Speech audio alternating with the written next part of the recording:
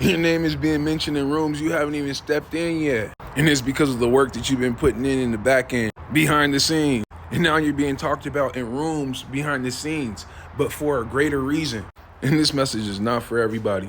You remember all those seeds that you planted a long time ago, and not only a long time ago, but throughout the seasons, and you haven't even experienced an outcome. You haven't experienced a harvest. And you look around like, what? What's going on? Like, everybody around me is experiencing their harvest. Why haven't mine grown?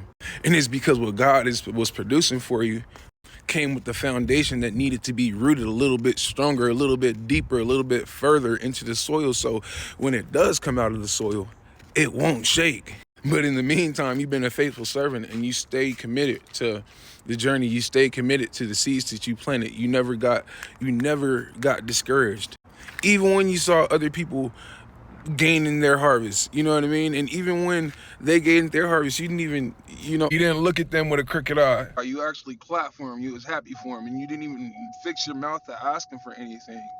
And if you ever did ask, when they did receive their harvest, it took you a lot. It took a lot out of you to do it, because you don't like to ask people for nothing. You always allow the Most High to show up for you.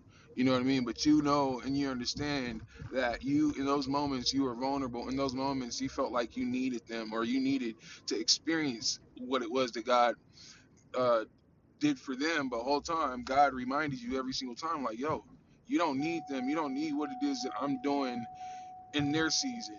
You need to do what it is that I'm trying to make you focus on, so you can experience and appreciate the harvest that's coming for you. And you've learned to appreciate the season. You've learned to appreciate the time where you don't, the times where you went without and didn't get to experience your harvest, and was, breadcrumbing and getting breadcrumbed by everybody around you. You know what I mean? Like, whether it was love, whether it was, peace, whether it was truth, like, they were breadcrumbing you with all of that, and um, you still stayed strong, because those breadcrumbs made you. Those breadcrumbs is going to be the one of the very reasons why you appreciate and obtain the harvest that God is bringing and sending into your life. So I love that for you, powerful individual. Everybody can't go where you go, meaning everybody cannot experience the steps or the things that you had to experience. A lot of people would have folded already by now if they haven't experienced the harvest that they experienced already. You know, but you've learned to take those scenarios that was demanding and teaching you peace. You're taking those scenarios and making the best out of them. Welcome. My name is Ninth, founder of Ninth Cloud, a brand that focuses on creativity, leadership, and humanitarianism. If you're new here, welcome again, and thank you for the follow. And if you like long form content like this, you can subscribe to me on YouTube, link in bio. And if you need prayers, you can drop them in the comments. Oh yeah, and make sure you keep an eye out for that website, man. God's been flowing through me, and God's been telling me to release this new collection. And I've been doing just that. I've been working on it. I've been building piece by piece, creating piece by piece, And so keep an eye out for that. And let's get back to the message. In those moments where you were being demanded to obtain your peace and not have anything at the same time, being breadcrumbed, God was like, you can turn nothing into something, right? And you were doing just that. You were doing just that your whole life.